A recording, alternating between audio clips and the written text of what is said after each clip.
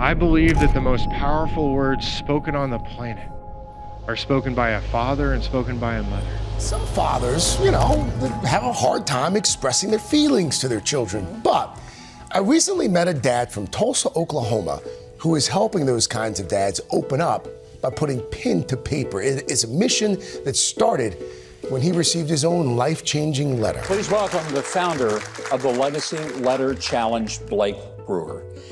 That is just beautiful to see this testimony. Blake's story is so powerful, and it's powerful because his dad didn't know that he was going to die that day. Blake's story is really impactful. Knowing how close I was to my father and hearing Blake's story about losing his dad when he was 19. We were just in the water a couple minutes ago having the time of our life, and now my dad is gone forever. I'm never gonna see my dad again. And I began to ask myself some questions. How are we gonna make it without my dad? And my mom appears in the doorway and she said, Blake, I found something in your dad's briefcase. Something that I know he was gonna give you on the trip. I had no idea what she's talking about. But she walked across the room and she handed me a letter. I can't imagine my life without that letter. And he had no idea, obviously. It was total accident, unexpected drowning, and you had no idea that he had already prepared it. I mean, God orchestrated at least the transmission of that letter to you for such a moment. Blake took something terrible, terrible. I didn't see it that happened in his life. Yeah. And now he has used that to help, so far, tens of thousands of dads. I think he's just getting started because I'm going to tell everybody I know. Yeah. One thing that really spoke to me during Blake's story today was his testimony about his father. He had a letter to give to his son that helped him get through that time. And you just don't know how long you're going to live. And so it really made me realize it's imperative to tell your kids how much you love and appreciate them now. And then I felt so incredibly loved.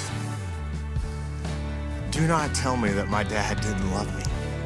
He took the time in the midst of his busy work schedule. He was reffing football games, all this stuff in his life, but he took time to put it on paper.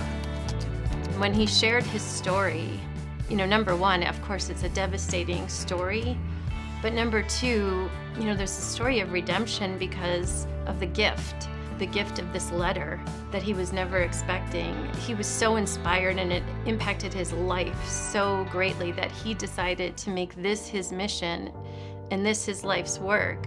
You now travel all over the country and you help people to write their legacy letter. I mean, in speaking events, in churches, in different ways. I'm sure there are people who think, yeah, I can do that.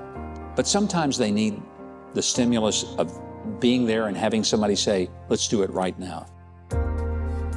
My dad was a man of faith, and so I really believe God allowed him to write this last sentence. My dad wrote, as you're being faithful to God and to the Bible, you're often gonna find yourself in the minority here on earth. But I assure you that in heaven, you'll be in the majority. Love your dear old dad.